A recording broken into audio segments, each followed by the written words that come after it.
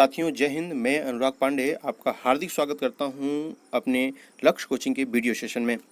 आइए प्रारंभ करते हैं वन वर्ड सब्स्टिट्यूशन। और इस वीडियो को अंत तक जरूर देखें क्योंकि अंत में एक क्वेश्चन आपको दिया गया है जिसका आंसर आपको खुद देना है कमेंट कर कर। पहला प्रश्न यहाँ पर, a book written by an unknown author, यानी एक ऐसी बुक जिसे अननोन यानी अज्ञात ऑथर यानी लेखक के द्वारा लिखी जाए उसे क्या कहा जाता है।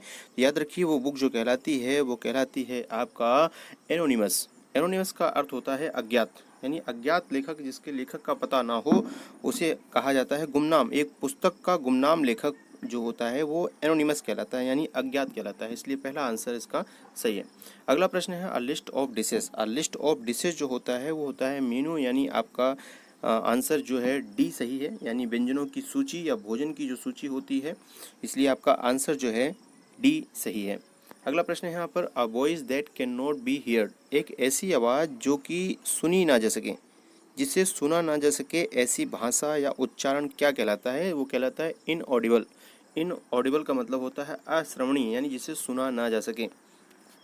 अगला प्रश्न है यहाँ पर, a life history of a person written by somebody else other than the person himself, यानी एक ऐसी किताब जिसे किसी अन्य के द्वारा लिखी जाए, किसी की जीवनी के बारे में लिखा जाए तो उसे क्या कहा जाता है? तो देखिए उसे कहा जाता है बायोग्राफी।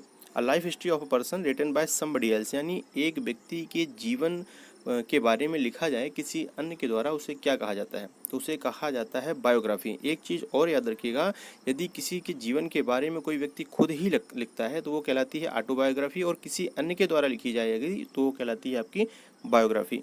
इसलिए इस प्रश्न का जो सही आंसर है वो है आपका आंसर बी। अगला प्रश्न यहाँ पर देखते हैं, a building for loading of soldier.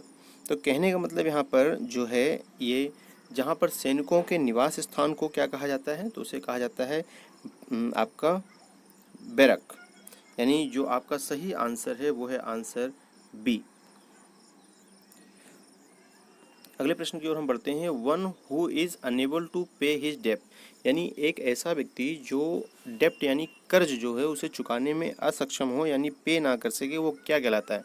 वो कहलाता है दिवालिया। दिवालिया का मतलब होता है, अगर देखा जाए बैंकक्रप्ट, बैंकक्रप्ट भी कह सकते हैं, या इंसॉल्वेंट भी एक वर्ड होता है, उसे भी आप याद रखिएगा, लेकिन यहाँ ऑप्शन में नहीं है। One who is unable to pay his डेप्ट वो कहलाता है बैंकक्रप्ट, यानी इसका आंसर सी सही है।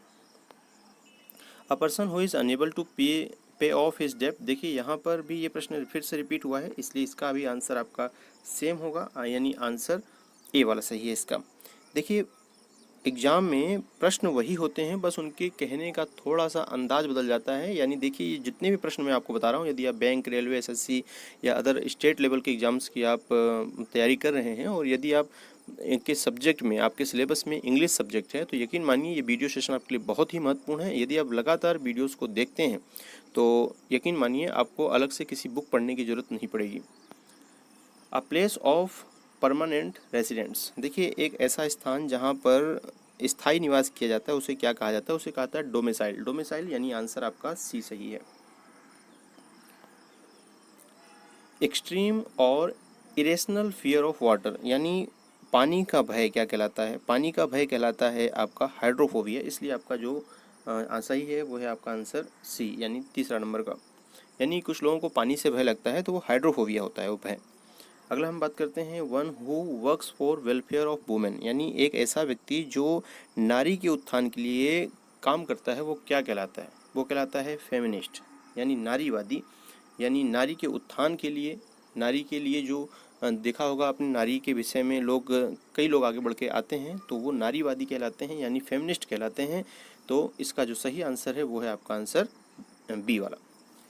एक प्रश्न आपके लिए है, ये प्रश्न आप आंसर ढूंढिए। ये देखिए लगभग 5 बार ये एग्जाम में पूछा जा चुका है, इसलिए ये प्रश्न आपके लिए दिया जा रहा है कि इस प्रश्न का आप कैसे भी आंसर सर्च करके मुझे कमेंट बॉक्स में बताएं, और साथ ही आप ये भी बताएं कि वीडियो आपको कैसे लगी। आपने अपना कीमती समय मुझे दिया, आपको तहे दिल से शुक्रिया। वीडियो पसंद आने पर लोगों तक जरूर पहुँचाएँ। Thank you so much.